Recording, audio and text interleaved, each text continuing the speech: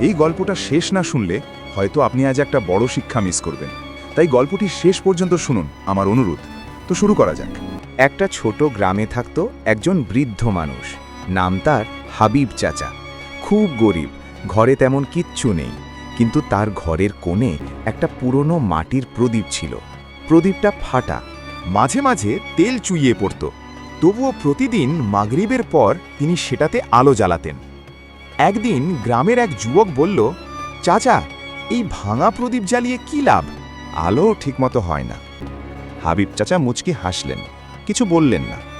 কয়েকদিন পর এক ঝড়ো রাতে গ্রামের মসজিদে যাওয়ার পথে সেই যুবক অন্ধকারে পথ হারিয়ে ফেলল। হঠাৎ দূরে ক্ষীণ একটা আলো দেখতে পেল। কাঁপতে কাঁপতে সেই আলোর দিকেই এগোলো। দেখে অবাক, ওটা হাবিব চাচার ভাঙা প্রদীপ। সেই আলো ধরেই সে নিরাপদে মসজিদে পৌঁছে গেল। পরদিন সকালে যুবক লজ্জিত হয়ে বলল, চাচা, আপনার ভাঙা প্রদীপটাই আমাকে বাঁচালো। হাবিব চাচা ধীরে বললেন, বাবা, আল্লাহর কাছে আলো বড় না, নিয়তটা বড়। আমি আলো জ্বালাই মানুষ দেখবে বলে না, আল্লাহ দেখেন বলে। সেই দিন যুবক বুঝে গেল, আল্লাহর কাছে সবচেয়ে দামি জিনিস হলো খাঁটি আমল, সেটা যত ছোটই হোক।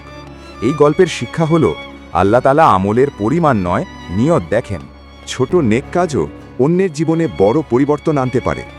কাউকে হেয় করে দেখা ঈমানের দুর্বলতা। নিজের সামর্থ্য অনুযায়ী নেক কাজ চালিয়ে যেতে হবে।